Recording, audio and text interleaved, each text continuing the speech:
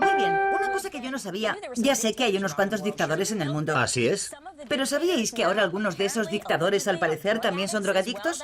Eso explicaría unas cuantas cosas. Hugo Chávez ha reconocido en un discurso que ha sido curiosamente poco comentado, por cierto, que mastica cacao todas las mañanas y también come algo que se llama pasta de cacao. Creo que es coca. Y por cierto es adictiva. Y se la pasa el dictador de Bolivia. ¿Cómo dices? Es coca. El cacao es... El cacao es bueno.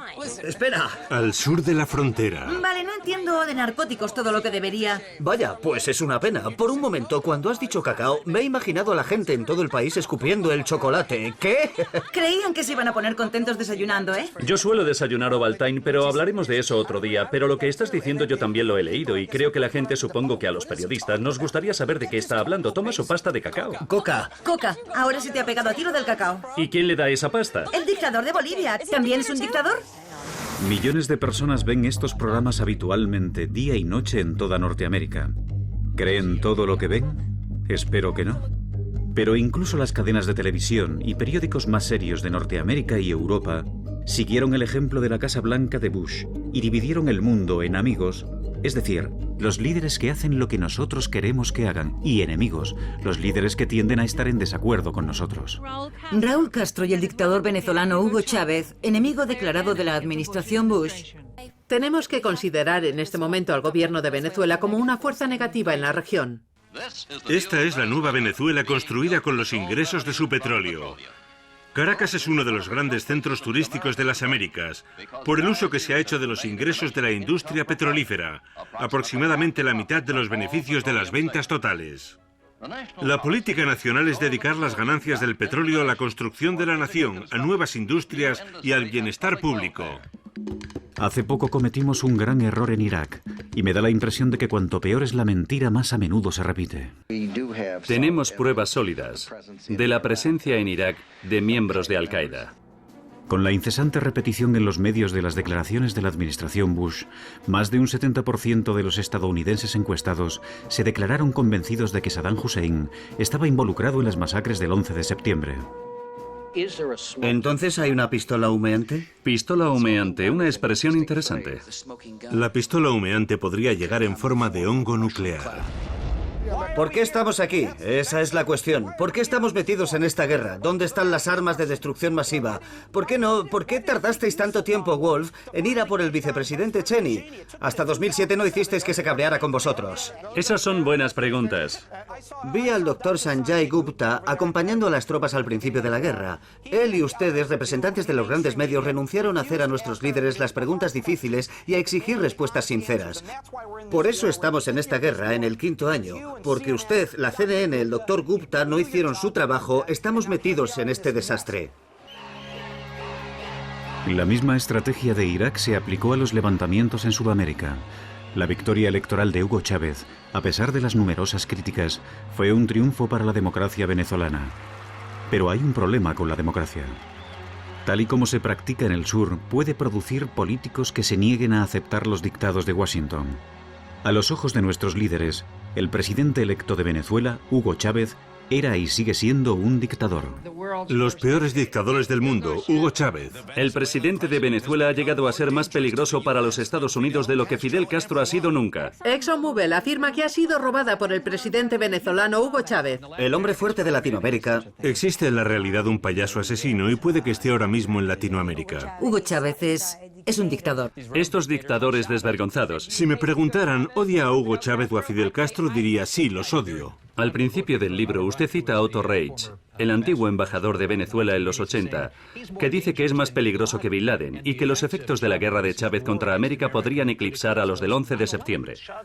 Chávez está apoyando el terrorismo de forma cotidiana. No colabora en la lucha contra el narcotráfico. Apoya las ambiciones nucleares de Irán, las ambiciones nucleares de Corea del Norte. Colabora con los sirios. Ha invitado abiertamente a Al-Qaeda y a Hamás a visitar Caracas.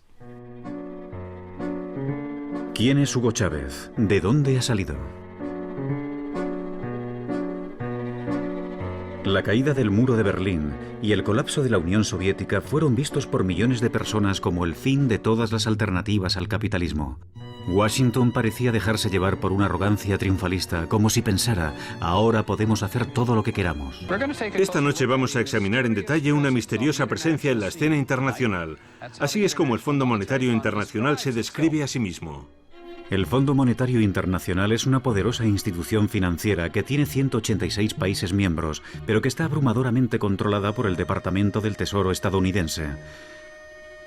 Su apoyo a gobiernos con recursos medios y bajos se suele considerar decisivo para su supervivencia política. El FMI intenta mantener una economía global estable, garantizando un flujo de dinero entre países con divisas diferentes.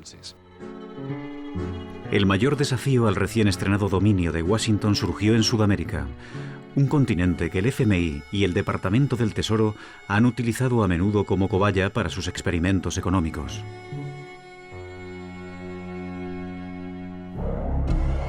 En 1988 la economía venezolana era un desastre. Los salarios estaban en caída libre y la pobreza aumentaba. El gobierno venezolano se puso de rodillas ante el FMI. Este accedió a ayudar, pero exigió un programa de ajustes estructurales que afectaban con especial dureza a los pobres. Cuando las tarifas de los autobuses públicos subieron en virtud del acuerdo con el FMI, Caracas explotó en medio de la revuelta y el pillaje. En Caracas, la policía volvió a abrir fuego contra manifestantes que estaban lanzando piedras. Es el cuarto día de violentas protestas ante la decisión del gobierno de subir los precios de productos básicos. El gobierno sacó al ejército a las calles. Cientos, quizá miles de venezolanos cayeron muertos a tiros. Han matado a mi hijo, clama esta mujer en un depósito de cadáveres de Caracas. Los ciudadanos buscan los nombres de sus familiares en una lista parcial de más de 200 muertos. En el depósito se amontonan los cadáveres. Ese mismo mes, un grupo de jóvenes oficiales se reúne en secreto por iniciativa del entonces teniente coronel Hugo Chávez. Condenan la masacre y prometen que algo así no volvería a ocurrir. Fue como si Chávez cayera del cielo. Salió de las filas del ejército cuando el ejército estaba acostumbrado a masacrar a su pueblo. Chávez se reunió con un grupo de oficiales jóvenes y dijo: esto no es para lo que estamos aquí. El único propósito del ejército es defender el país de una invasión exterior. Exactamente 3 años después, en febrero de 1992, Chávez encabeza una rebelión para derrocar al gobierno, que fracasa. Pero la huelga general prometida no llega a producirse. Las tropas leales sofocaron a medianoche una violenta intentona golpista. Se produjeron 70 víctimas mortales. Las tropas rebeldes no consiguieron derrocar al presidente Carlos Andrés Pérez. Y la gran noticia que le traigo a todos los venezolanos es que fueron dominados todos los focos y están detenidos porque se rindieron o porque fueron vencidos. Chávez fue arrestado y encarcelado durante 2 años y aceptó públicamente la responsabilidad. Compañeros, lamentablemente, por ahora, los objetivos que nos planteamos no fueron logrados en la ciudad capital. Es decir, nosotros acá en Caracas no logramos controlar el poder. Y yo, ante el país y ante ustedes, asumo la responsabilidad de este movimiento militar bolivariano. Muchas gracias. Es indiscutible que el golpe fue ilegal y contrario a los principios democráticos que Chávez defendería más adelante en el intento de golpe dirigido contra su gobierno. Por otra parte, no debe pasarse por alto que la mayoría de la población consideraba a Chávez un héroe. Y puedo decir a plena seguridad de que esta será la última vez que en Venezuela se presenta una situación como esta.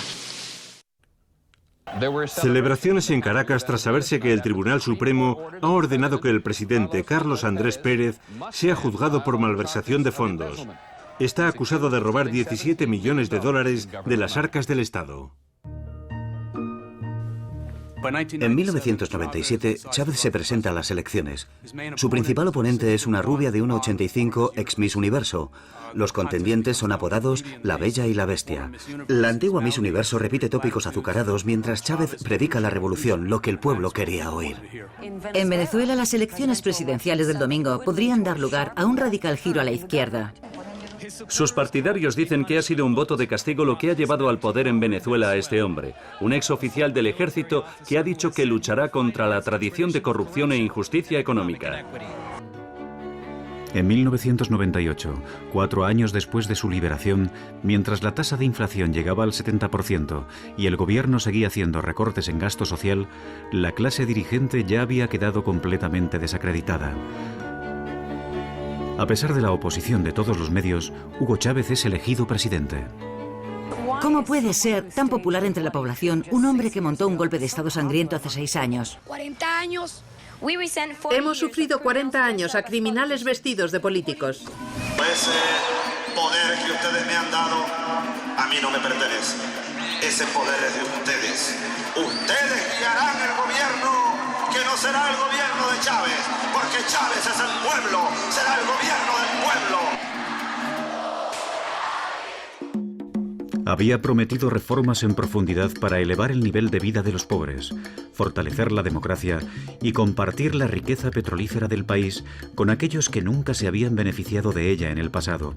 A lo largo de los 3 años siguientes, Chávez proclamó la República Bolivariana en Venezuela y empezó a cumplir su promesa. Estatuas del amado Simón Bolívar, el Libertador, nos miran desde su ciudad natal, Caracas. Bolívar condujo a 6 países sudamericanos a la libertad. Bolívar. Bolívar es una foto como de Bolívar en la plenitud de su gloria. A lo mejor Bolívar Bolívar en el Perú en toda su gloria, ¿no? Alguien dijo, Bolívar pensaba en siglos y miraba en continente, miraba continente. ¡Dale, viejo! ¿Cómo está la vaina?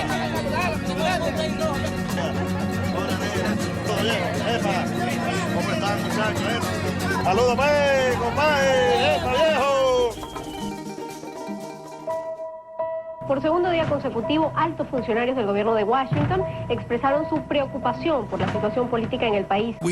Estamos preocupados por algunas de las acciones del presidente venezolano Chávez y su comprensión de lo que es el sistema democrático.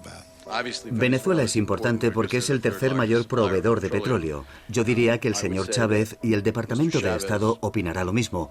Probablemente no tiene en mente los intereses de los Estados Unidos. Las reformas de Chávez provocaron un feroz rechazo entre la oligarquía del país. Que tenemos un gobierno mentiroso. Son un acto de embusteros. Eran quienes controlaban los medios de comunicación para fomentar la oposición. También consiguieron apoyos dentro del ejército y recibieron ayuda de Estados Unidos y España. Pienso que lo más razonable para el señor presidente de la República y su gabinete es que presenten voluntariamente su renuncia o desaparezcan del país. Un empresario, Pedro Carmona, fue elegido para ser el nuevo presidente. Supuestamente voló a Madrid para que le tomaran medidas para un fajín presidencial.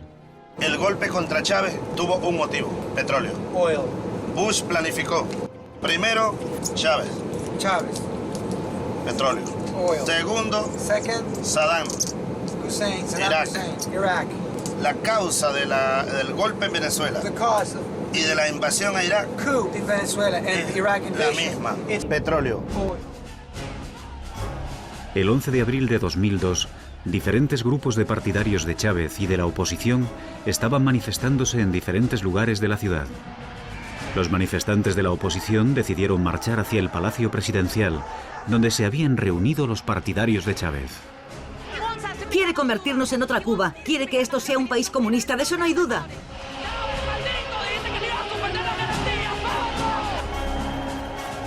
Según se aproximaban al palacio, de repente alguien empezó a disparar desde las azoteas de los edificios. Miembros de ambos bandos cayeron heridos en la cabeza. En un puente cercano, los partidarios de Chávez se pusieron a cubierto y devolvieron el fuego contra los francotiradores y la policía metropolitana que habían disparado contra ellos. Los medios locales mostraban a los partidarios de Chávez disparando desde el puente y a continuación la calle donde los manifestantes habían sido heridos en la cabeza. Manipulaban las imágenes para que pareciera que los partidarios de Chávez habían hecho esos disparos mortales. Los medios dijeron que el mismo Chávez había ordenado el ataque y lo utilizaron como justificación para el golpe de Estado que ya se estaba produciendo. Esto fue lo que desencadenó el derrocamiento de Hugo Chávez. Bandas armadas leales al presidente venezolano disparando contra miles de manifestantes antigubernamentales. Tras causar 16 víctimas mortales y cientos de heridos, anoche el ejército rodeó el Palacio Presidencial. Señor presidente de la República. Yo le era leal, declaró el comandante en jefe del ejército en la televisión nacional, pero la matanza de venezolanos de hoy es intolerable. Yo estaba precisamente debajo del puente en aquel momento y vi que la calle estaba completamente vacía durante el tiroteo. Y cuando llegué a casa y vi en la CNN y en otros medios la cobertura de esto, me quedé boquiabierto. Señor que estaba allá en el segundo piso de ese edificio comenzó a disparar y un muchacho que estaba aquí con nosotros fue herido en la cabeza. Nosotros venimos, él estaba aquí hablando con... ¿Entiende? De ese hotel que está aquí arriba, de ese hotel disparaban los francotiradores para este puente que está aquí atrás. En este puente disparaban a las personas que estaban montadas arriba. Es un golpe de Estado. Están diciendo que no es un golpe de Estado, pero lo es. Se lo ha llevado a la cárcel el ejército. Yo le vi el rostro a la muerte. Estuvieron a punto de matarme. Allí, fusiles apuntando, por delante, por detrás, y yo discutiendo con ellos, recordando al Che Guevara, que dicen que murió de pie, y yo por dentro diciendo, no voy a implorar perdón, ni clemencia, voy a morir parado. Muchos medios de Estados Unidos celebraron el golpe. En el editorial del New York Times se dijo que la democracia venezolana ya no estaba amenazada por un aspirante a dictador. Este comentario pasaba por alto la ironía de que en ese momento el país se encontraba en manos de un dictador real. Se suspende de sus cargos a los diputados principales y suplentes a la Asamblea Nacional. Se destituyen de sus cargos ilegítimamente ocupados al presidente y demás magistrados del Tribunal Supremo de Justicia, al defensor del pueblo y a los miembros del Consejo Nacional Electoral. Y dirigentes de Acción Democrática introdujeron ante el Tribunal Supremo de Justicia una declaratoria de insanía mental del presidente de la República, teniente coronel Hugo Chávez Frías. En realidad, los medios venezolanos pasaron a formar parte de la oposición en los meses anteriores al golpe. Es decir, participaron activamente y apoyaron a la oposición. Estoy hablando de los medios de comunicación privados, que son la mayoría de los medios en Venezuela, donde se emitían todas y cada una de las declaraciones que hacía la oposición. Lucas Rincón era un cobarde. ¡Mátate del pueblo de Venezuela! Muchos analistas dijeron que este había sido el primer golpe mediático. Uno de sus protagonistas llegó a decir que tenían que dar las gracias a los medios por el golpe. Gracias Televen, gracias CMT, gracias Globovisión, gracias medios de comunicación. La ex candidata presidencial Irene Sáez exhortó a la comunidad internacional a participar en esa transición. Hoy yo estoy pidiendo al gobierno de los Estados Unidos y a todas las Naciones Unidas y a la OEA que la OEA enjuicie este proceso criminal en Venezuela, que han matado gente inocente y que todos nuestros gobiernos apoyen el proceso democrático verdadero que vive hoy el país. Unas horas después del golpe. El FMI, habitualmente lento en sus respuestas a las peticiones de ayuda del África hambrienta, se apresuró a dejar claro su apoyo al golpe. Espero que puedan continuar estas conversaciones con la nueva administración y ofrecemos nuestra colaboración a la nueva administración en lo que consideren pertinente. El FMI estaba dejando claro ante el mundo que el derrocamiento de Chávez beneficiaba a los intereses del capitalismo global. Hay razones sobradas para que Washington esté sonriendo. Importamos más petróleo de Venezuela que de ninguna otra nación de la OPEP. El precio del petróleo baja considerablemente con la salida de Chávez. La razón por la que los precios están bajando tan espectacularmente es que con toda probabilidad quien sustituya a Chávez va a mirar mucho más por los intereses de Estados Unidos que el anterior presidente. Tú preguntas por qué no me mataron. Me mandaron a matar. Solo que yo soy un soldado. Yo pasé media vida en la Fuerza Armada y los militares venezolanos, sobre todo los más jóvenes, me ven como su líder. Según se difundían las noticias de lo ocurrido, los pobres marchaban en masa hacia el Palacio Presidencial. Yo voté por Chávez y yo quiero que Chávez termine su mandato, porque si esto es democracia, debe dársele respeto a las leyes. Muchos soldados dijeron a sus superiores que no apoyarían el golpe. ¡Fuerza Armada! se cerraron y me protegieron. Y luego me rescataron en la isla los paracaidistas con los helicópteros. Yo soy líder paracaidista y allá fueron mis paracaidistas. Y me trajeron otra vez al palacio, rodeado de pueblo. Carmona tuvo que huir del palacio. El cardenal llegó al sitio donde me tenían, a la isla, a pedirme que firmara la renuncia. Y es porque desde Washington estaban pidiendo la renuncia firmada. Le dije, vamos a rezar, vamos a rezar porque vienen a rescatarme. Se asustó. Estando él ahí, llegaban los paracaidistas. Y luego yo me lo traje a él en el mismo helicóptero. Le dije, venga. ¿El cardenal cambió de banda? Sí, me dijo, vamos a rezar, presidente.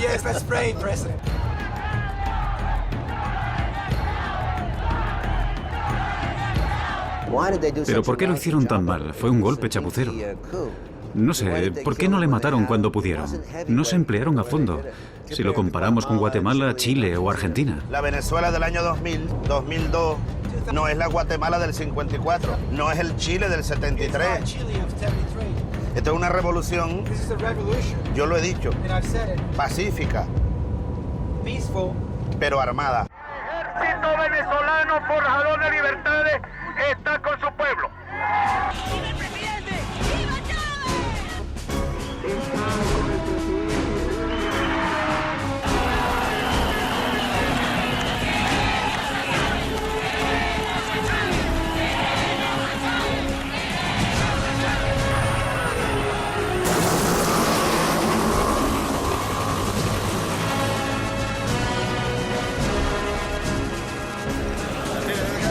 Ya volvemos.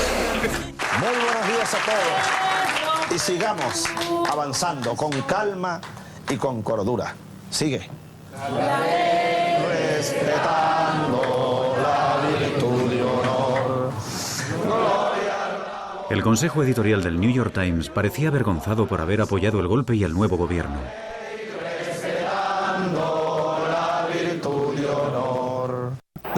La Casa Blanca ha admitido que funcionarios estadounidenses habían mantenido reuniones con líderes de la oposición venezolana para discutir la expulsión del presidente Hugo Chávez, pero que en ningún momento se dio a entender que una solución militar fuera aceptable. Dijimos explícitamente que Estados Unidos no apoyaría un golpe de Estado. Parece que hicieron justamente eso, abrazar al sucesor de Chávez, mientras que los aliados de los Estados Unidos en la región condenaban lo que veían claramente como un golpe militar. Cuando Chávez fue devuelto al poder al día siguiente, la Casa Blanca pareció haberse alineado junto a los golpistas contra un gobierno democrático. Creo que lo que debe hacer la mayor democracia del mundo es defender a los gobiernos elegidos democráticamente. No creo que Estados Unidos haya mantenido una política muy inteligente hacia Venezuela en concreto, ni hacia América Latina en general durante el mandato de Bush. Pero este incidente fue la peor decisión posible que Estados Unidos podía tomar. No solo se ganó la enemistad eterna de la administración Chávez, sino que hizo muy difícil que alguien en América Latina se pusiera a favor de Estados Unidos. Dice que el golpe que tuvo lugar en su país fue orquestado por Estados Unidos y algunos de su administración afirman que de hecho usted tuvo algo que ver. ¿Qué dice usted cuando oye eso? Bueno, me hace gracia porque el golpe, en primer lugar, no hubo tal golpe. Si hubiera habido un golpe, el señor Chávez habría sido expulsado. Hubo una investigación de 4 meses del Departamento de Estado. No hubo absolutamente ninguna participación de Estados Unidos en esa acción que Chávez llama golpe. Sí, Estados Unidos estuvo colaborando con personas involucradas en el golpe antes de que se produjera. Hubo participación de ONGs financiadas por Estados Unidos en el entrenamiento de algunas de las personas que participaron en el golpe. E inmediatamente después del golpe, el gobierno de Estados Unidos dijo que había sido una dimisión, reconociendo al gobierno que se formó hasta que regresó el presidente Chávez. El golpe fracasó. 8 meses después, la dirección de la Compañía Petrolífera Nacional convocó una huelga a la que se unieron propietarios de empresas que impidieron el acceso al trabajo a sus empleados. La huelga, apoyada por los medios de comunicación privados, devastó la economía del país, provocando una grave recesión comparable a los peores años de la Gran Depresión en los Estados Unidos. Una huelga general convocada por los opositores al presidente Hugo Chávez obligó al Tribunal Supremo a dejar de trabajar hoy. La industria petrolera se encuentra paralizada. Este nuevo intento de derrocar a Chávez también fracasó. Los cubanos mandaron a 10.000 médicos y medicinas gratuitas para montar clínicas para los pobres. En un intercambio acordado entre Chávez y Fidel Castro, el primero ha ofrecido a Cuba petróleo barato a cambio de médicos cubanos. Siente que nunca, ni siquiera... Algunas de estas personas, dice, no han visto a un médico en toda su vida. Lo que Chávez dice que ha hecho, como reducir la pobreza, se redujo mucho más bajo los gobiernos anteriores. Uno de mis colegas del Departamento de Estado dice que Chávez quiere tanto a los pobres que ha creado millones. Desde que el gobierno asumió el control de la industria petrolera, la economía dobló su volumen en los 6 años siguientes.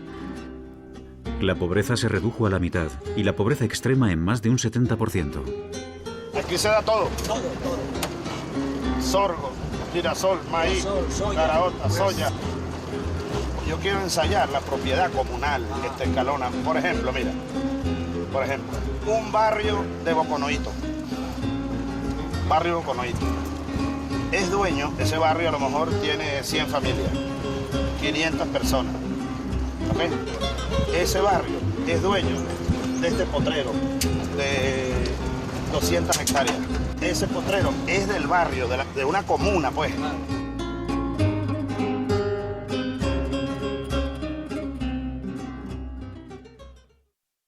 Su respeto de los derechos humanos es muy pobre. La administración Bush lo ha comparado con Hitler.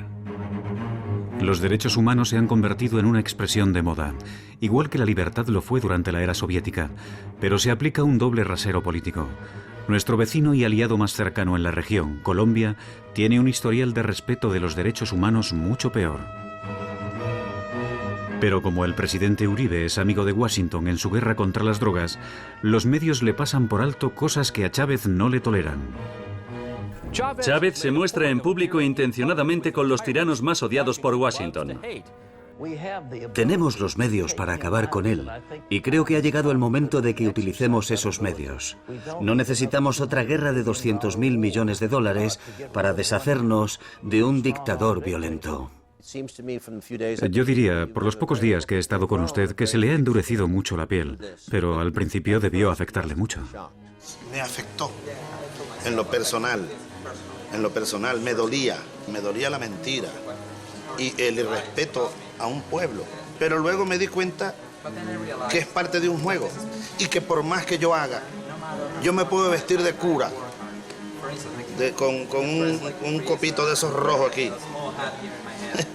Me van a seguir diciendo, tirano, los pueblos saben la verdad. Comprendo la actitud desafiante de Chávez. Después del golpe, la situación empezó a parecerse cada vez más a una guerra. George W. Bush. Es usted un burro, señor Bush. Ayer estuvo el diablo aquí.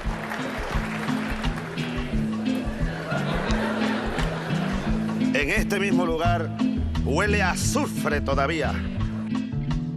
Este es su escritorio, aquí es donde trabaja. Este es uno de mis sitios de trabajo preferidos. Nunca había visto tanta energía, nunca. Ayer me dijo que por la noche iba a volver aquí a trabajar.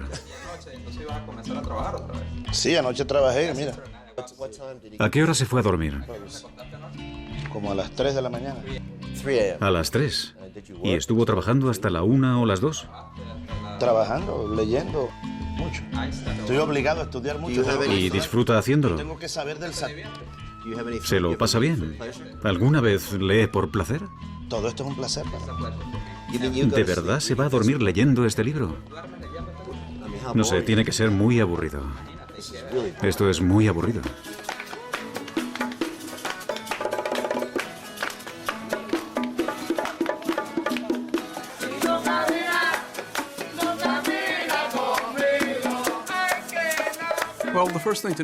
Lo primero que hay que tener en cuenta sobre Chávez es que literalmente nació en una choza de barro y se crió en la pobreza.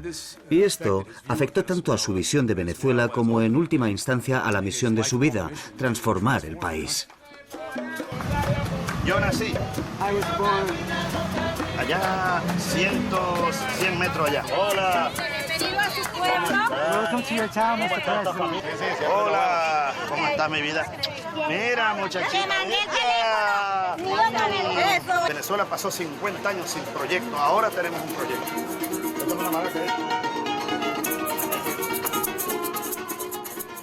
¿Y quién es esa? La abuela. Es su abuela. Es una foto muy vieja que la recuperamos de una cédula de identidad. ¿Y a qué edad murió? Ella tenía menos de 70.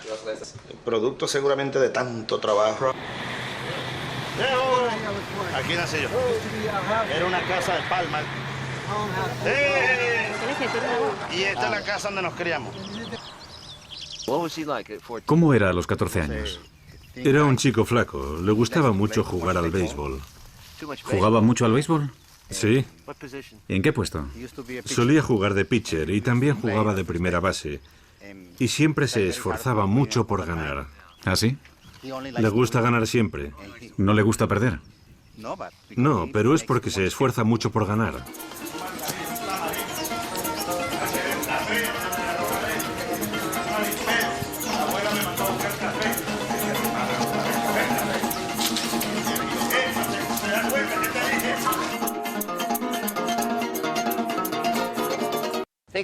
Piense en el pasado, Hugo. Su abuela está detrás de usted. Su abuela sale a la puerta.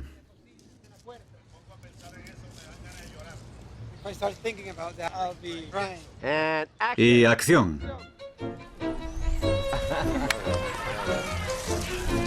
Bravo. Bravo.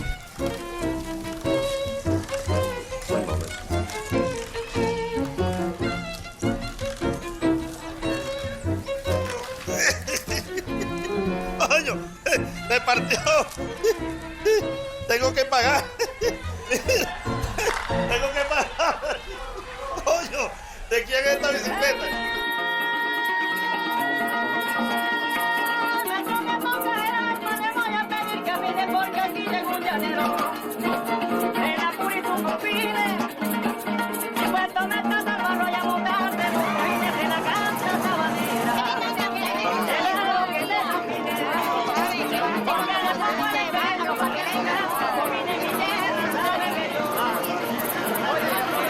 ¿Cómo estás, muchacha? ¿Tú qué estás estudiando?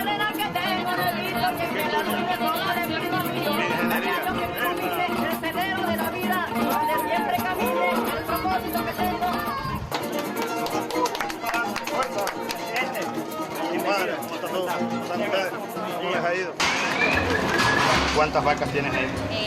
10 dando leche. Dando leche 10. ¿Cuántas producen? ¿Cuánta leche diaria cada vaca? 4 litros. Hay que levantar esa producción.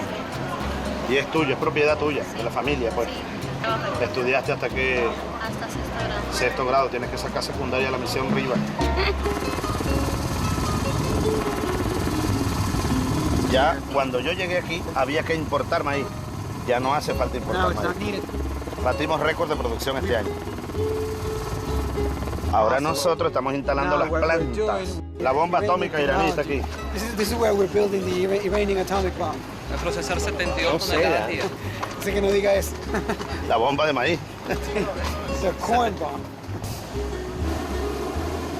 El maíz sale de ahí Corn comes out of there a nuestra planta. to our own plant. Hacemos la harina, en este caso con apoyo de Irán. With the support of Iran. Y la vendemos muy barata a los pobres y al pueblo, a todos. Hace 200 años comenzó una revolución. Bolívar la dirigió, libertando estos pueblos del Imperio Español. Y comenzó el sueño de una república libre, soberana. Pero luego nos cayó el Imperio norteamericano, el Imperio inglés, y partieron esto en pedazos. La historia nuestra es terrible. Este continente quiere ser. Queremos ser nosotros mismos. Yo te quiero mostrar. Look, Oliver, I want to show you something. ¿Tú ves? You see? Aquella estructura es un viejo cuartel. Y allí tuve yo el día de la rebelión militar. Eso fue el 4 de febrero del 92. 1992. Ese era el puesto de comando de la rebelión. Estaban tomando el palacio, nuestros militares rebeldes de Caracas. Yo he podido morir ahí. Ahí murieron soldados míos. Yo estoy fuertemente conectado con los que murieron ese día, con los que murieron aquí.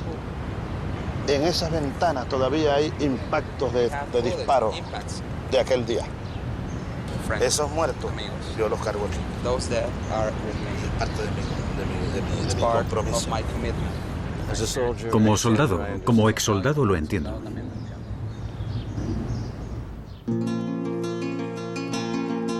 Las victorias de Chávez en Venezuela habían empezado a transformar su país y a dar esperanza a otros. Poderosas fuerzas sociales se unían en el sur, superando fronteras nacionales. Era como si el sueño de Simón Bolívar hubiera empezado a hacerse realidad. Las viejas oligarquías, los privilegiados de piel blanca se preparaban para defender su estatus por la fuerza. Frente a ellos, los nuevos movimientos sociales, indígenas de razas mezcladas y piel oscura y sobre todo, los pobres. Chávez siguió desplazándose hacia la izquierda, proclamó que el socialismo era la única salida y llamó a otros estados sudamericanos a unirse a la revolución bolivariana. ¿Pero lo harían? Legalizar la cocaína, un pilar de la campaña de Evo Morales, un exaltado izquierdista y crítico sistemático de Estados Unidos que se presenta a la presidencia de Bolivia. Este hombre no es amigo de la administración Bush. Antiguo dirigente del Sindicato de Cultivadores de Cacao, es el primer indio elegido presidente en este país.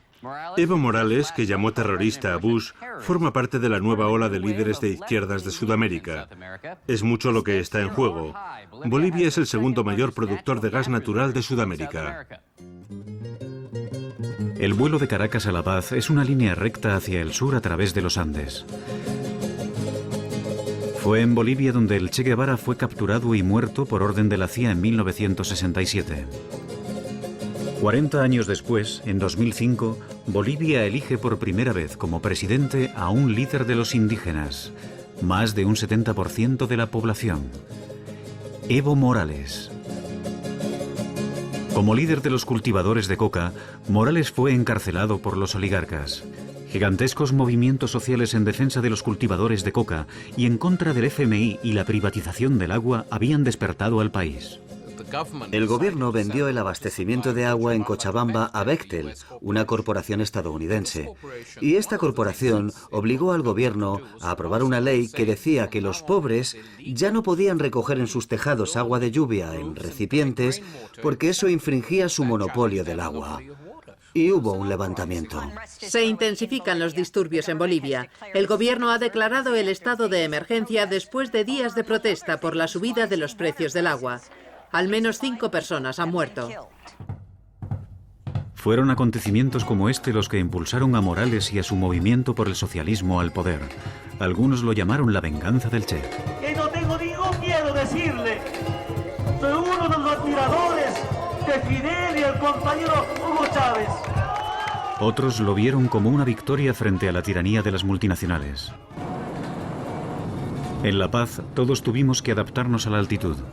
Este es el aeropuerto internacional más alto del mundo.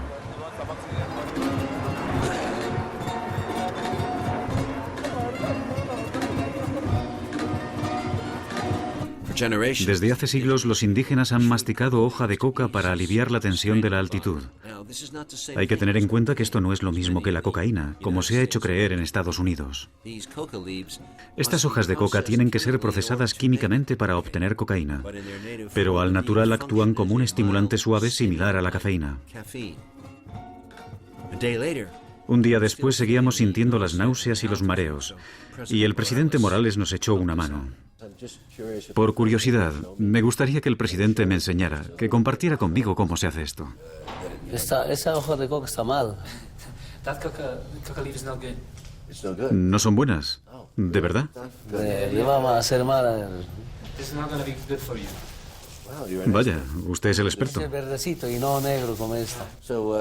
Así que Washington trajo la guerra contra el narcotráfico a Bolivia y el presidente Morales expulsó a la DEA hace un par de meses. Sobre pretexto de lucha contra el narcotráfico, lo que implementan es política de control, no solamente a Bolivia, sino en muchos países de Latinoamérica. Detrás de la lucha contra el narcotráfico están intereses de carácter geopolítico de Estados Unidos. War on drugs, there are some geopolitical interests of the United States. Entiendo. Eso sí es control. ¿No? Así se consume, a ver. This is how you consume it. Yo lo invito y me recibe en las dos manos. He's going to invite you and you need to... Eso. Una vez teniendo en la mano, te agarras. You hold them. Te agarras de esta colita y... ¿Qué le pasa al rabo? Así es como se agarra. No solamente el control político, en algún momento ahora nos estamos informando que planificaron asesinatos a líderes políticos. Miembros de las Fuerzas Armadas y de la Policía Nacional nos van denunciando cómo durante la década pasada, como también en esta década, han ido planificando a acabar con vidas, especialmente el mío. Así que hace 2 meses usted expulsó al embajador americano. Octubre, ¿no? La expulsión del embajador, y en noviembre la embajada a la DEA de Estados Unidos. ¿Yo cuántas veces he sido detenido? Torturado. ¿Y le torturaron? De ahí, sí. Yo de ahí confinado. ¿Por qué le torturaron? Por acusaciones de conspiración, de sedición. ¿Le torturaron soldados bolivianos o fueron asesores estadounidenses? Soldados bolivianos bajo la dirección de la DEA de Estados Unidos. ¿Cuándo fue la última vez que estuvo encarcelado? En el 97, ¿no? 1997. Después he sido diputado, pero expulsado del Parlamento en el año 2002. Y el plan era detenerme, encarcelarme e inhabilitarme como candidato a presidente. Y fracasaron. Por primera vez no se permite ninguna base militar extranjera. Pero ahora no hay ninguna. ¿Hay alguna ahora?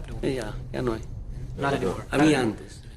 Se ha unido a las filas de Hugo. Para los medios de Estados Unidos es otro de los izquierdistas malos. O los medios que van a siempre tratar de criminalizar la lucha contra el neoliberalismo, contra el colonialismo y contra el imperialismo.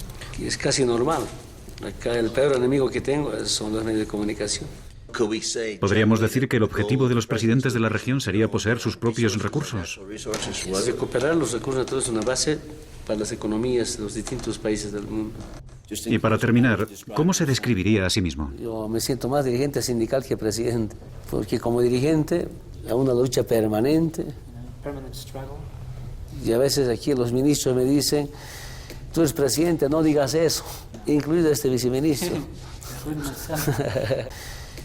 Y ahora que me ha despejado con esas hojas verdes, ¿sería posible salir fuera un segundo si él también está despejado?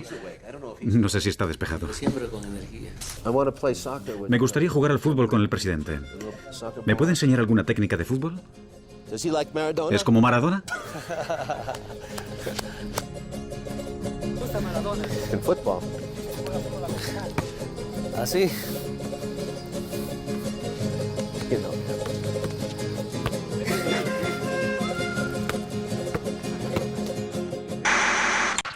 Aquí está el nuevo triunvirato latino antiamericano e hispanohablante. En Bolivia, Evo Morales. En Venezuela, Hugo Chávez. Y en Cuba, Fidel Castro, que dice que el mapa geopolítico de América está cambiando y tiene razón. Buenos Aires, capital de Argentina. Este es un país que durante 15 años hizo todo lo que le decían el FMI, el Banco Mundial y el Departamento del Tesoro estadounidense. En 2001 se colapsó. Quebraron los bancos. 5 presidentes cayeron en 2 semanas. Hoy ha dimitido el presidente de Argentina en medio de la violencia provocada por la profunda crisis económica. Al menos 20 personas han muerto. Fuerzas antidisturbios se enfrentaron a cientos de manifestantes antigubernamentales. Un sindicato ha convocado una huelga general por las duras medidas de austeridad y la tasa de desempleo que ya roza el 20%. La gente se echó a la calle. Se ocuparon fábricas. En el Gran Parque Central de Buenos Aires se reunieron delegados de todas las localidades, ricos y pobres, para debatir el futuro. Néstor Kirchner fue elegido presidente y se negó a cumplir las condiciones del FMI, obligándoles a rectificar. Al final de su mandato, su esposa Cristina, imbuida del mismo espíritu bolivariano, fue elegida presidenta. A mí me parece que, como te decía, ¿no? Por primera vez en la región los gobernantes se parecen a sus gobernados. Si vos vas a Bolivia y mirás la cara de Evo es la cara de los bolivianos. Es la primera vez que esto sucede. El presidente uno de los últimos o anteúltimos presidentes que derrocaron, Sánchez de Lozada, le costaba hablar en español porque vivía en Estados Unidos. y no tenía absolutamente nada que ver con los bolivianos. Le contaba la otra vez a periodistas que me interrogaban, dice que Hugo Chávez quiera exportar su revolución o su cambio o su socialismo a toda América Latina, y esto no puede ser así, me decían, ¿no?, los periodistas europeos. De esa manera piensan los que son colonialistas, como ustedes los europeos, que han sido toda la vida coloniales y que han siempre tratado de instalar las ideas que ellos tenían en otros países.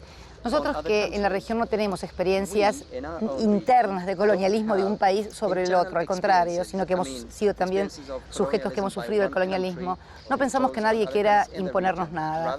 Al contrario, creemos en la integración, respetando las modalidades, las identidades de cada país, las culturas y los procesos políticos que nunca son iguales en ninguna parte, porque no son iguales los pueblos, porque no son iguales las sociedades y porque no son iguales las historias.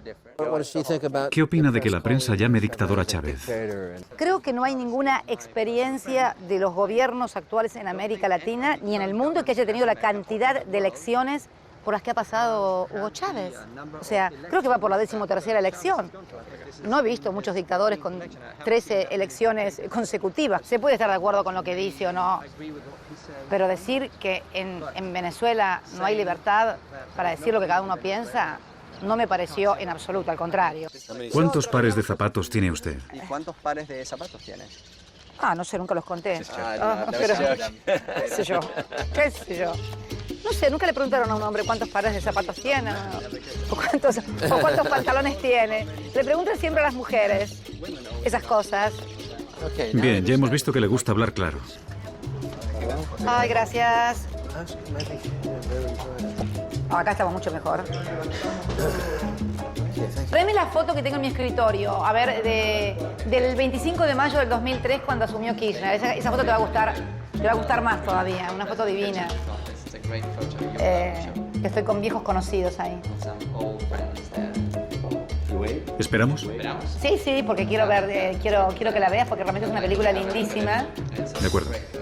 A ver si la encontraron. Hombres tenían que ser para ser tan lentos, Dios mío.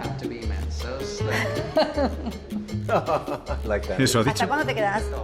Los hombres son lentos, las mujeres son más rápidas. Esto es el 25 de mayo del 2003.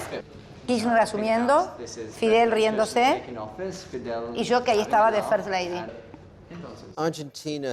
Argentina vivió una terrible recesión entre 1998 y 2002. ¿Puede describirnos el papel que jugó el FMI y lo que hizo Argentina para salir de esa recesión? Terrible. Terrible. El FMI recomendaron la oleada de privatizaciones, de no intervención del Estado, de que el mercado todo lo resolvía y sostuvo la convertibilidad.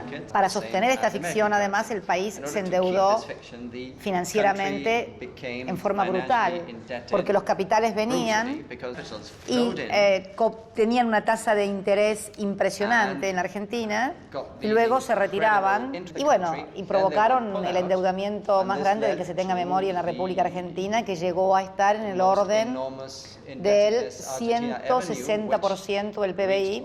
Nos dejó a un cuarto de la población sin trabajo, 56% de pobreza, 30 y pico de indigencia, y en fin, todo lo que puede constituir una tragedia social. Entonces, finalmente, todo estalla en el año 2001 y 2002 con brutales devaluaciones que significaron una formidable transferencia de ingresos. Esta es la Argentina que recibe Kirchner en el año 2003, en el 25 de mayo, y donde nosotros entonces planteamos una política sustancialmente diferente, de una gran discusión con el Fondo Monetario Internacional. Está muy extendida la idea de que Estados Unidos ignora a América Latina y de que su política comercial beneficia a los ricos. El presidente argentino, que tiene sus propios problemas con la política comercial de Estados Unidos, no parecía nada ansioso por abrazar a su homólogo estadounidense, una situación incómoda para Bush. No es fácil recibir a todos estos países. No es fácil quizás recibirme a mí. Mucha gente dice que usted jugó un papel decisivo y heroico al enfrentarse al FMI por primera vez con éxito. ¿Diría usted que uno de los hitos personales de su vida puede haber sido la conferencia de Mar del Plata con Bush? Bueno, yo digo que sí. Es decir, yo creo que ese día América Latina derrotó las intenciones de la primera potencia del mundo, representada por la política que llevaba el expresidente Bush adelante, con el ALCA, y actuamos todos colectivamente. Yo creo que ese día no lo voy a olvidar nunca en mi vida. Tanto que tengo el sillón de esa reunión guardada en mi casa Calafate.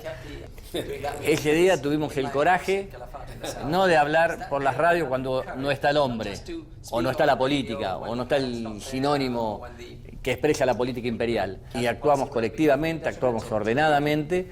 Eso fue uno de los pasos más importantes que hubo en la región. Cuando uno dice que no a un banquero, ¿qué ocurre? Y bueno, usted es subversivo, de izquierda, ladrón o sinvergüenza. ¿Hubo algún momento, como en las películas, en que uno de los grandes banqueros se apoyó en la mesa y le miró a los ojos y le dijo: «Señor Kirchner, ¿comprende las consecuencias de lo que está diciendo?» Cuando usted ve que un político es muy amigo de estos sectores, es que algo no anda bien. Porque estos sectores miran por su rentabilidad, no por la rentabilidad del conjunto de la sociedad. Y ahora, en este proceso que le toca afrontar a la actual presidenta, es un proceso por demás difícil, distinto, porque a mí me tocó salir del infierno. Ella ahora tiene que cualificar el trabajo, tiene que profundizar la distribución del ingreso. Entonces los sectores concentrados de la economía, los sectores que quieren ganar siempre y no repartir nunca, los sectores que no quieren compartir los esfuerzos, son los sectores que reaccionan corporativamente porque quieren seguir teniendo un país para pocos, concentrado, donde muy pocos decidan por todos los argentinos. El presidente Bush ha venido a esta cumbre a hablar de su política de libre comercio para combatir la pobreza y crear empleo en la región.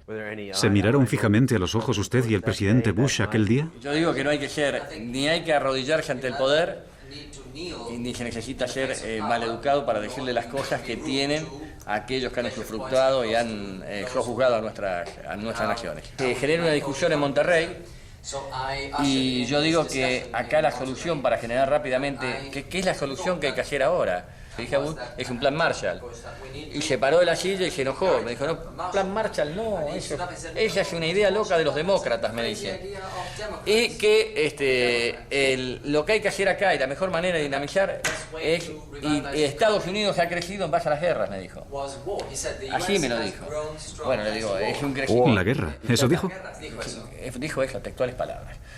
¿Estaba sugiriendo que en Sudamérica hacía falta una guerra? Bueno, decía que Estados Unidos, nunca dijo América del Sur. Que Estados Unidos, que era un error de los demócratas, que todo el crecimiento económico que había tenido Estados Unidos había sido en base a las distintas guerras que tuvo. Es decir, en la forma que a él le gustaba hablar fue clarito, ¿no es cierto? En eso no puedo dudar que fue clarito. Sabe que Bush es, el presidente Bush, todavía es... Bueno, le quedan 6 días, ¿no? Yes. Su misión se ha visto complicada por la actitud de Hugo Chávez, el presidente socialista de Venezuela, que hoy abandonó la cumbre para dirigirse a los manifestantes en un estadio de fútbol cercano, donde manifestó su voluntad de enterrar el Tratado de Libre Comercio. ¡Al carajo! De Argentina a Paraguay, donde un exobispo y teólogo de la liberación, Fernando Lugo, desafió al poder y acabó con el dominio de décadas del proamericano Partido Colorado. Este es el antiguo palacio del general Stroessner. Esta es la mansión del dictador. Mi familia fue perseguida por Stroessner. Mi padre estuvo 20 veces en la cárcel de Stroessner. Parece una paradoja que yo estoy en el lugar donde vivía Stroessner. Puedo imaginármelo. Los cambios que ha habido en América Latina en estos últimos 10 años, que son increíbles, sobre todo desde 2003-2004. ¿Piensa que de algún modo son el resultado de lo que sembró la teología de la liberación? Sin ninguna duda, ¿no? Nosotros creemos que América Latina, las raíces del cambio real, comienza con una manera nueva de pensar. Hace 15, 20 años nadie pensaba que un indígena puede ser presidente, que 2 mujeres puedan ser presidentes en 2 países importantes, que un metalúrgico pueda ser presidente, que un militar pueda ser presidente, y menos aún que un obispo pueda ser presidente. Yo creo que aquí hay un nuevo actor político que son los movimientos sociales. Pero la oposición viene efectivamente de los grupos que históricamente han tenido los privilegios aquí en Paraguay, especialmente después de 61 años de un partido hegemónico, no ha sido fácil el cambio aquí en el país. Aquí hay un grupo que se ha privilegiado históricamente del gobierno, de los recursos del Estado. Nosotros somos coherentes con la opción de la teología de la liberación. Si aquí tiene que haber privilegiados, tienen que ser los históricamente olvidados, los indígenas, los sin tierras, los sin educación y sin salud, que son los que hoy deben ser los primeros en atención. Los cambios son de tener una administración honesta, transparencia, que las instituciones recuperen su dignidad y un crecimiento económico, pero con mucha equidad social. No me puedo despegar de 30 años de acción pastoral dentro de la iglesia, y nosotros también decimos, uno es el que siembra, como dice San Pablo, otro es el que riega, otro lo hace crecer y otros los cosecharán después. ¿Y Paraguay tiene todavía vínculos con el FMI? Sí, tenemos... ¿Cuánto le deben? 2.300 millones de dólares. Chávez prestó a Argentina, creo que fueron 6.000 millones para que no se endeudaran. Chávez le prestará ese dinero si hablo con él. ¿Qué edad tiene? ¿Cuántos años tiene usted? 57. Tiene tiempo. Le quedan 30 años más. Bueno, Fernando Lugo, es usted muy amable y creo que muy buena persona. Le deseo mucha suerte en los próximos tiempos. Muchísimas gracias. Esto realmente no lo vamos a olvidar nunca. En Brasil los cambios fueron más políticos que estructurales. Lula da Silva ha sido elegido presidente de Brasil con el mayor margen de victoria de la historia del país. El señor da Silva es el primer presidente de izquierdas y de clase trabajadora de la historia de Brasil. Fue líder sindical y preso político durante el gobierno de la derecha en el país. Brasil es la 9ª economía del mundo y se encuentra sumido en una profunda crisis económica. La administración Bush apoyaba a su adversario. Pero el nuevo presidente fue Lula, un líder obrero. Puede que Lula no se haya enfrentado directamente al FMI, pero sí se negó a que Brasil fuera cómplice de los planes de desestabilización de Venezuela y Bolivia. Ahora está cumpliendo su última legislatura como presidente, pero le encontré tan combativo como en su juventud. Muchas veces aquí en América del Sur hemos tenido gobiernos serviles, y muchas veces también la élite era servil. Todo lo que era americano era bueno, todo lo que era europeo era bueno, todo lo que era japonés era bueno. Y todo lo que era nuestro era inútil. Yo aprendí en la vida sindical que un interlocutor solo respeta a otro si él se respeta. Yo personalmente no tengo interés por pelearme con Estados Unidos. La única cosa que yo quiero es que nos traten en igualdad de condiciones. Recuerdo que cuando llamé al presidente Rato del FMI para decirle que iba a pagar la deuda, él no quería que pagase. No, quédate el dinero, no hace falta que pagues. Y le dije, no, yo quiero saldar esa deuda. Nos quitamos de encima al FMI, al Club de París. No debemos nada a nadie. Y tenemos 260.000 millones de dólares de reserva.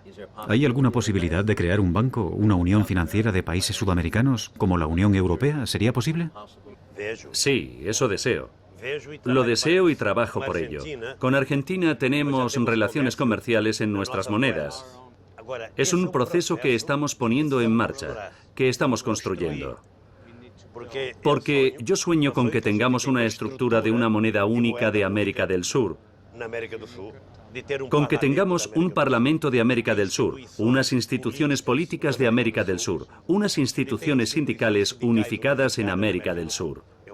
Ahora estamos cambiando el modelo de gobierno en América Latina y es la primera vez que los pobres están siendo tratados como seres humanos. El resultado del avance político en América Latina es el resultado del fortalecimiento de la democracia. Yo soy un optimista inveterado. Gracias. Gracias. ¿Y si quiere decirle algo a Hugo antes de irnos? Mi hermano. Este es mi hermano. Y tú también. Los dos últimos presidentes de mi lista eran Raúl Castro de Cuba y Rafael Correa de Ecuador. Correa mostró su desprecio por el presidente Bush al decir que la política de Estados Unidos en América Latina es directamente responsable del ascenso de los movimientos izquierdistas en toda la región. Cuando Washington puso objeciones a la exigencia de Correa de que retirasen las bases militares de su país, el nuevo presidente reclamó igualdad. Una base militar ecuatoriana en Miami. Bueno, creo que el presidente Chávez empezó una nueva era en América Latina. Para nosotros en estos momentos es extremadamente duro tratar de hacer los cambios que queremos hacer y que necesita el país. Ahora que hay muchos gobiernos amigos en la región, como el del presidente Chávez, el presidente Morales, el de los Kirchner en Argentina, Lula da Silva en Brasil. Me imagino lo duro que haber sido para él hace 10 años, cuando estaba absolutamente solo en una Latinoamérica llena de gobiernos neoliberales. La principal y tal vez única influencia de Chávez es que nos dio ejemplo en muchas cosas. ¿En qué situación se encuentra respecto a Estados Unidos? Bueno, nosotros queremos mucho a los Estados Unidos. Yo viví y estudié allá. Queremos mucho al pueblo de los Estados Unidos. Pero obviamente su política exterior es muy cuestionable. Y por eso cuando nos querían presionar para mantener una base extranjera en el suelo patrio, base extranjera que ni siquiera paga un arriendo, no paga absolutamente nada, y nos acusaban de extremistas porque no queríamos la base. Si no hay problema con tener bases extranjeras en un país, pusimos una condición muy sencilla. Mantendríamos la base norteamericana en Manta, siempre y cuando los norteamericanos nos permitieran poner una base ecuatoriana en Miami. Si no hay problema con bases extranjeras, nos deberían poner la base. ¿No le molesta la presencia de la DEA en su país? Bueno, lo que ellos hacen es un poco de asesoría, etcétera, pero estamos limitando grandemente toda esa influencia que tenían, donde financiaban unidades completas de nuestras fuerzas públicas. Todo eso estamos cambiando, ¿no? Vamos a seguir luchando contra la droga, pero independientemente. Ahora se considera a Rafael Correa uno de los izquierdistas malos en potencia, junto con Chávez y Morales. ¿Él lo ve también así o se sigue considerando el favorito de los medios estadounidenses? Con todo respeto, conociendo a la prensa norteamericana, estaría más preocupado cuando hable bien de mí. Buenas noches. Malas noticias sobre complots para cometer asesinatos. El Comité de Inteligencia del Senado ha presentado hoy un informe que dice que funcionarios del gobierno de los Estados Unidos organizaron conspiraciones para matar a 2 líderes extranjeros. Estuvieron implicados en otros 2 y la CIA tenía conocimiento de otros 2 planes de asesinato. Fidel Castro sigue gozando de buena salud a pesar de los complots de la CIA para matarlo y un plan para minar su imagen haciendo que se le cayera la barba. Algunos de los objetivos eran personas muy conocidas, como Che Guevara y Raúl Castro, hermano del cubano Fidel Castro. En enero la revolución cumple 50 años. 2003, más o menos, con el ascenso del señor Chávez y su victoria tras el golpe. Y usted es el abuelo, el padrino. Nosotros fuimos acaso los primeros, pero no padrinos. Todos son mayores de edad, todos caminan con sus propios pies, con sus propias ideas y aportando nuevas ideas. Por ejemplo, el socialismo del siglo XXI. ¿Qué le hacen sentir estos herederos? ¿Optimismo? No son herederos de las obras nuestras. Todos somos en definitiva herederos de algo. Los cubanos somos herederos de los libertadores de América, empezando por Bolívar, Sucre, de Toussaint Louverture, el haitiano, la primera y única revolución triunfante dirigida por esclavos en la historia de la humanidad. Somos herederos de la lucha más reciente de otros compañeros que han caído, como el Che Guevara, etc. Algunos eran muy jóvenes, como el presidente Correa, el presidente Chávez, pero cada uno va aprendiendo de su propio acervo y del acervo del continente y de la humanidad. Esa es la realidad. Ni padrinos nosotros, ni herederos ellos. Y la revolución cubana en el medio siglo ha llegado completica a la costa. Y los cubanos, a pesar de ser de carácter explosivo, hemos aprendido a tener paciencia. Una cosa increíble. Y de la liga explosiva esa, como calificó Fidel a los europeos, nuestro tronco español, la liga es y nuestro tronco africano. Estamos listos a otros 50 años.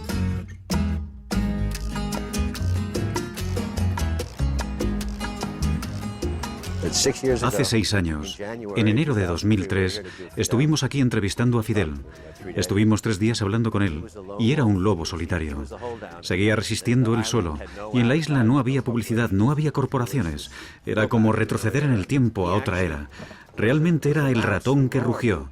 Llevaba luchando a 80 kilómetros de los Estados Unidos 50 años, 60 años. Como el viejo y el mar. Como el viejo y el mar. Es una historia muy triste que escribió Hemingway sobre un viejo pescador que sale al mar y pesca un pez gigante, que es la revolución de 1960. Y por supuesto, cuando llega a la orilla lo han devorado los tiburones. Aún así, al menos lo ha intentado. Ha hecho un esfuerzo noble.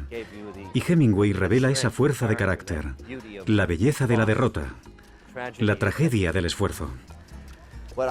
Lo que me gustó de Castro fue que nos dijo, la historia es como un péndulo, las cosas cambian. Y de alguna forma extraña, él vio en el 2000 que todo esto iba a cambiar.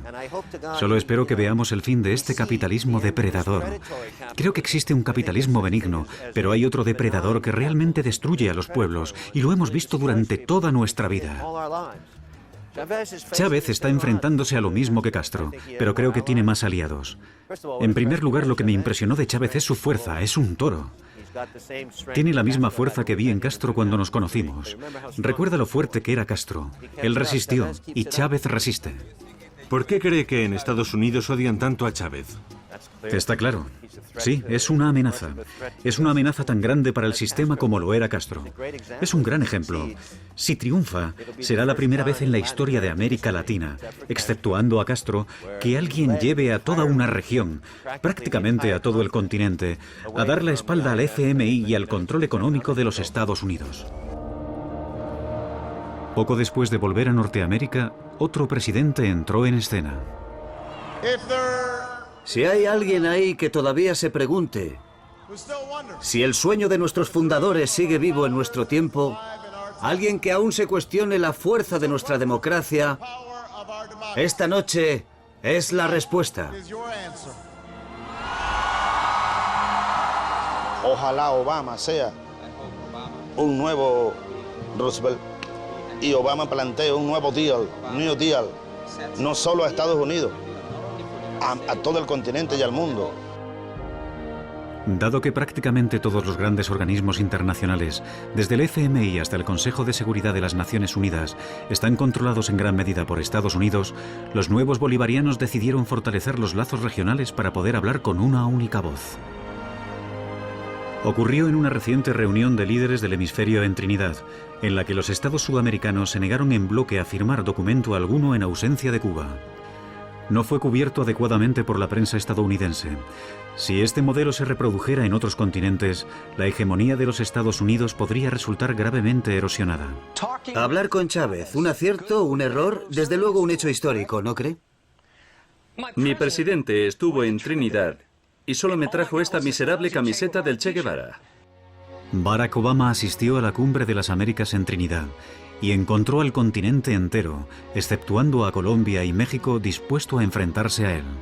¿Quién es ese hombre que se ríe con el presidente Obama y por qué todo el mundo habla de estas fotos? Al abrazar a los dictadores, a los malos, a los políticos corruptos, a la banda de la familia Kirchner de Argentina, a Daniel Ortega de Nicaragua, el mayor abusador de menores del hemisferio occidental, lo que está haciendo es dar credibilidad a los enemigos de Estados Unidos. Son nuestros enemigos y aprovecharán la situación si creen que están tratando con un presidente débil. Pero Obama no se comportó como Bush. Se entrevistó con Chávez, que le entregó una ofrenda de paz. No es probable que solo porque haya estrechado la mano o haya mantenido una conversación amable con el señor Chávez, estemos poniendo en peligro los intereses estratégicos de los Estados Unidos. En privado, según me han dicho, el nuevo hombre de Washington aseguró a Chávez que bajo su administración no habría más intentos de desestabilización ni de interferencia en los asuntos internos de Venezuela. Si es cierto, será un pequeño paso adelante. Yo creo que hay 3 cosas que Obama tiene que hacer por el mundo. Primero, levantar el embargo a Cuba. No hay ninguna razón para seguir. Segundo, trabajar intensamente por la paz en Oriente Medio. Y también podría invitar a Chávez a visitar Estados Unidos.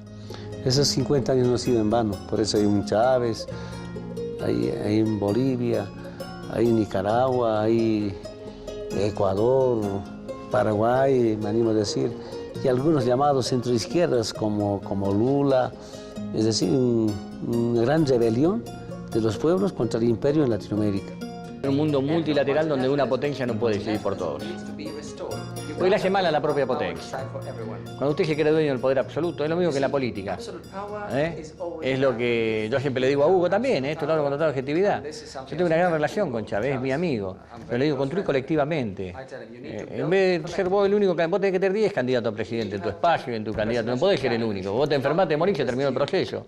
Es decir, creer en que una sola persona puede ser la garantía es lo mismo que creer que una sola potencia del mundo puede arreglar los problemas del mundo. Es decir, hay que... El triunfalismo y la euforia que hubo tras el colapso de la Unión Soviética prácticamente han desaparecido. Todo el mundo sabe que es un mundo más difícil al que hay que enfrentarse ahora. El peso de la población hispana en Estados Unidos es mayor de lo que ha sido nunca. Los nuevos emigrantes actúan como puente con Sudamérica. La cuestión más interesante, que a veces me planteo en mis momentos más utópicos, es si los cambios que se están dando en Sudamérica podrían viajar a través de ese puente de las poblaciones hispanas hasta los Estados Unidos y dar lugar a algo que ninguno de nosotros puede imaginar. En Venezuela, Bolivia, Ecuador y Paraguay, el 95% de los medios de comunicación era salvajemente hostil con los bolivarianos y sin embargo ganaron. En esto hay una lección que aprender. He oído que es un gran admirador de la revolución india de Tupac Katari en 1770 contra los españoles. De nombre Julián Apaza, de apodo Tupac Katari, y salvajemente por los españoles ha sido descuartizado. Y en el momento de ser descuartizado él dijo: yo muero, un día volveré millones. Ahora somos millones.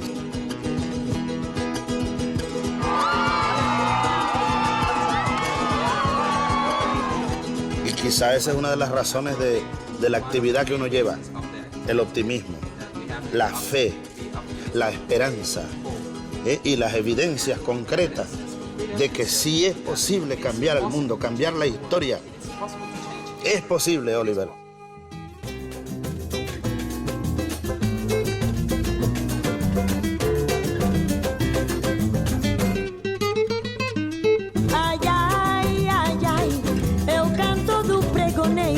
Que con su armonía trae alegría en South American Way. Ay, ay, ay, ay.